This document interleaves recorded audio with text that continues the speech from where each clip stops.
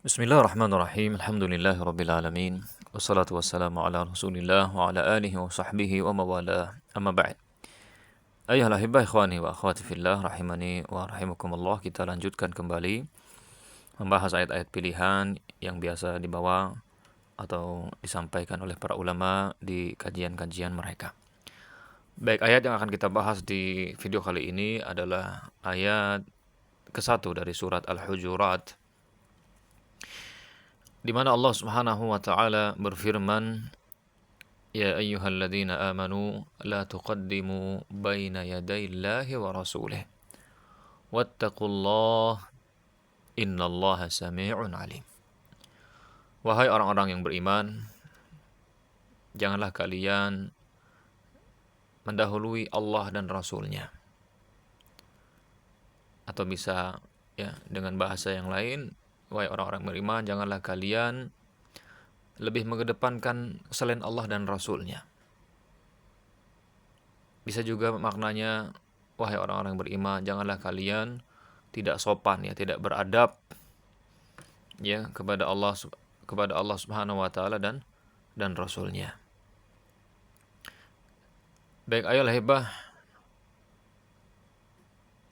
rahimani wa rahimakumullah. Jadi ayat yang mulia ini intinya adalah mengajarkan kita adab atau sopan santun kepada Allah Subhanahu wa taala dan Rasulnya. Jadi ayat ini mengajarkan kepada kita agar kita jangan merasa lebih tahu dari Allah Subhanahu wa taala dan Rasulnya. Dan juga jangan membuat aturan sendiri dalam agama. Artinya kita harus mengedepankan Allah dan Rasulnya, ikuti Al-Quran dan hadis Rasul Sallallahu Alaihi Wasallam, bukan hawa nafsu. Jadi seorang muslim harus apa? Dia tunduk dan patuh, tidak mendahului Allah Subhanahu wa taala baik dalam ucapan, keputusan maupun perbuatan.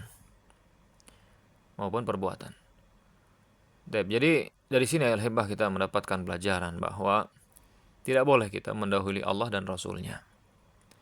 Tidak boleh kita mendahului Allah dan Rasulnya. Jadi jangan sampai kita menetapkan sesuatu dalam agama tanpa dalil. Ya, banyak orang menetapkan sesuatu dalam masalah agama tanpa dalil. Dia mendahului Allah dan Rasulnya. Ini bagus kok, ini ibadah, oke. Ya padahal nggak ada tuh dalilnya. Nggak ada dasarnya. Seharusnya bukan menetapkan dulu baru mencari dalil. Ini tidak beradab. Yang ada atau yang seharusnya adalah dalil dulu baru tetapkan sesuatu. Ini pelajaran penting nih. Ada orang-orang yang atau sebagian orang menetapkan sesuatu baru cari-cari dalil. Nah, kalau seandainya seperti ini, maka akan terjadi masalah.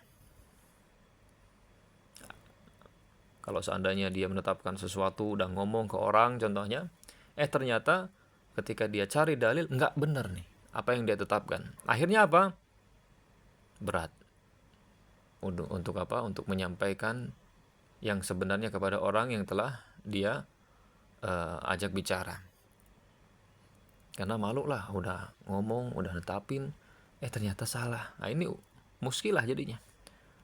Kecuali dia orang yang takut kepada Allah, ya dia akan sampaikan, mohon maaf saya kemarin ngomong kayak gini, ternyata setelah saya cari-cari lagi nggak benar. Kalau begitu bagus. Tapi perbuatan dia yang sebelumnya tidak bagus. Nah ini penting al-hibah. Jadi jangan sampai kita seperti itu, mendahului Allah dan Rasulnya. Jadi jangan menetapkan sesuatu dalam agama tanpa dalil tanpa dalil. Jadi wajib, dari sini kita mendapatkan pelajaran juga wajib kita mengikuti Al-Quran dan hadis. Ya ayyuhalladzina amanu la tuqaddimu baina yadayillahi wa rasulih. Artinya harus lebih mengedepankan Al-Quran dan hadis. Wajib mengikuti Al-Quran dan hadis, itu yang harus diutamakan. Jadi kalau seandainya ada Al-Quran dan hadis menetapkan sesuatu, kemudian ada perkataan seorang ustadz atau alim ulama ternyata bertentangan, maka jangan sampai kita lebih mendahulukan selain Allah dan Rasulnya. Jangan sampai kita lebih memilih pendapat ustadz, ya, lebih memilih pendapat ustadz yang ternyata bertentangan dengan Al-Quran dan hadis. Karena itu bentuk mendahului selain Allah Subhanahu wa taala dan Rasulnya, tidak beradab kepada Allah dan Rasulnya. Ya, ini ayat diterapkan kepada orang-orang yang semacam ini, yang mereka fanatik buta kepada orang tertentu, person tertentu, seorang alim tertentu, kiai tertentu gitu ya. Padahal tidak benar apa yang ditetapkannya. Ini al-hibbah ikhwani wa akhwati fillah, harus apa? Harus dihindari yang semacam ini. Jadikan Allah, ya, jadikan Rasulullah yang lebih utama dari perkataan siapapun, dari perbuatan siapapun, sekalipun orang-orang tersebut adalah orang-orang yang tersohor gitu ya, orang-orang yang namanya selalu muncul di media-media. Kalau seandainya tidak sesuai dengan apa yang Allah tetapkan dan Rasulnya tetapkan, maka buang, ya, tidak diterima. Dan doakan orang tersebut mendapatkan taufik dan hidayah. Dan dari sini al-hibah kita mendapatkan pelajaran, ya, larangan membuat ibadah baru atau istilah agamanya bid'ah. Karena orang yang membuat ibadah baru dalam agama ini udah termasuk dia mendahului Allah dan Rasulnya. Sedangkan Allah mengatakan, ya ayyuhalladzina amanu la tuqaddimu baina yadayillahi wa rasulih. Wahai orang-orang yang beriman, janganlah kalian mendahului Allah dan Rasulnya. Jangan. Jadi jangan kalian buat ibadah baru. Tapi karena yang mensyariatkan adalah Allah, yang menentukan sesuatu sebagai perbuatan ibadah, dinilai mendapatkan pahala, adalah Allah Subhanahu wa taala. Jadi bukan manusia, bukan. Jadi tidak boleh mendahului Allah dan Rasulnya. Rasul saja beliau hanya menyampaikan. Rasul saja beliau hanya menyampaikan wahyu. Baik. Hanya menyampaikan. Beliau tidak menetapkan. Ketetapan beliau pun itu berdasarkan wahyu dari Allah Subhanahu wa taala. Dan dari sini al-hibah kita mendapatkan pelajaran. Harus lebih mendahulukan wahyu daripada akal. Ya kan, sebagian orang mereka mendahulukan logikanya, mendahulukan akalnya daripada ketetapan Allah dan Rasulnya. Nah, ini masuk nih ke ayat ini. Wahai orang-orang beriman, janganlah kalian mendahului Allah dan Rasulnya dengan apapun. Lebih mengedepankan selain Allah dan Rasulnya. Apapun itu, siapapun. Manusia kah, akalnya kah? Nah, sebagian orang ketika datang Al-Quran, datang hadis katanya, jangan kita langsung ini terima mentah-mentah. Mentah-mentah gimana? Emangnya pisang apa? Atau makanan? Jadi harus dicerna dulu oleh akal kita. Kalau masuk baru kita amalkan. Kalau nggak masuk ya udah. Berarti ini nggak sesuai, nggak tepat. Ya, mendahulukan akalnya, ya, yang dangkal itu, na'udzubillah. Saya pernah ngelihat ada orang yang mengatakan demikian, yang penampilannya itu bencong gitu ya, di atas panggung lagi, la haula wala quwwata illa billah. Penampilanmu aja nggak beres gitu ya, udah ngomong-ngomong tentang masalah agama.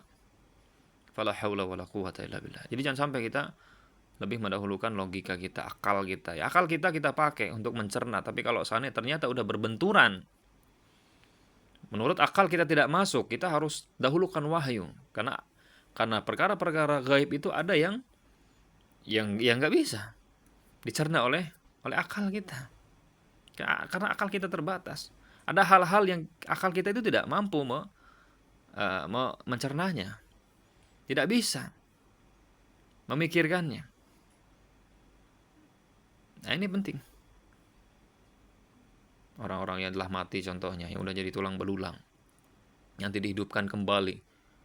Gimana? Kalau menurut akal, gimana? Wah, nggak mungkin lah. Nah, itu akhirnya seperti itu. Padahal Allah maha mampu. Allah maha mampu. Baik. di surga, ya ada ini itu, di neraka ada ini itu. Ada yang nggak bisa gitu loh dengan akal kita. Jadi akal kita ini harus mengikuti wahyu. Kata wahyu begini, maksud kata Allah dalam Al-Quran atau kata Nabi di dalam hadisnya begini, ya udah kita imani, kita tetapkan betul, iya. Adapun akal saya, udah saya nggak bisa ya mencernanya. Saya pernah mendengar orang langsung dia pakai akalnya gimana. Di dunia ini kan orang yang meninggal dunia, orang yang meninggal dunia ini kan banyak setiap harinya gitu. Itu gimana malaikat maut coba mencabutnya gitu ya. Lihat dia mencerna akalnya, mencerna itu dengan akalnya yang pendek. Akhirnya dia bermasalah lah keyakinannya terhadap hal tersebut. Fala haula wala quwwata. Jangan ayah. Ada hal-hal yang kita itu harus memutus ya, keinginan kita untuk tahu hakikat tertentu. Padahal kita nggak bisa. Kayak masalah gaib tadi ya. Jadi jangan sampai begitu.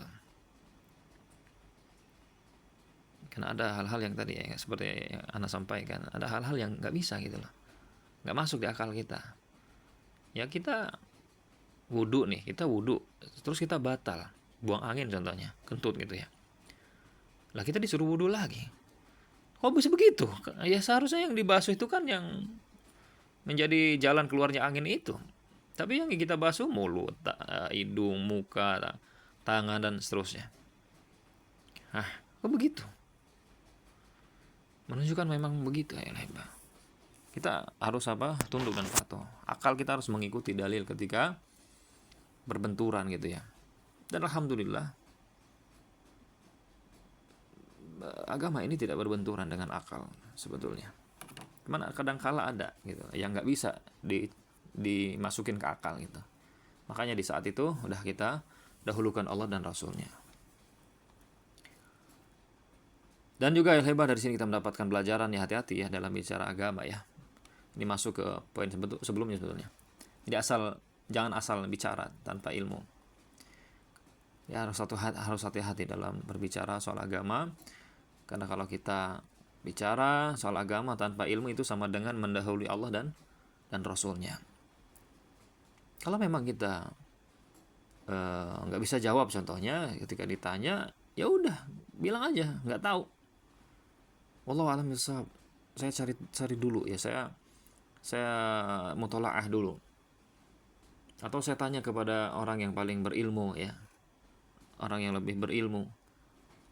Karena kalau seandainya kita ditanya tentang agama terus kita berbicara tanpa ilmu, itu sama dengan sudah mendahului Allah dan Rasulnya, dan Allah tidak mau. Wattaqullah, kata Allah, dan bertakwalah kalian kepada Allah.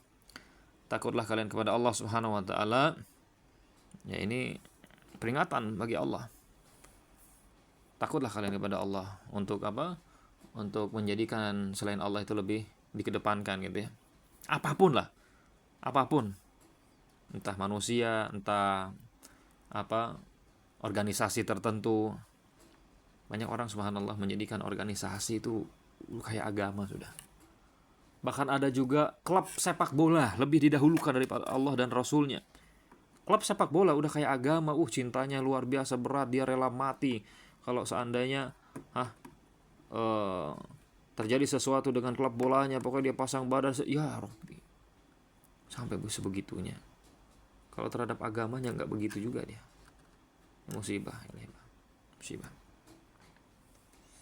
Innallaha sami'un alim, sesungguhnya Allah Maha mendengar lagi Maha mengetahui. Allah mendengar apapun ya, dan Allah Maha mengetahui. Tidak ada sesuatu pun yang terluput dari pengetahuan Allah Subhanahu wa taala. Wallahu a'lam bishawab. Semoga apa yang kita kaji bermanfaat. Wallahu taala a'lam bishawab. Wassallallahu ala nabiyina Muhammad wa ala alihi wa sahbihi wa baraka wa sallam. Assalamualaikum warahmatullahi wabarakatuh.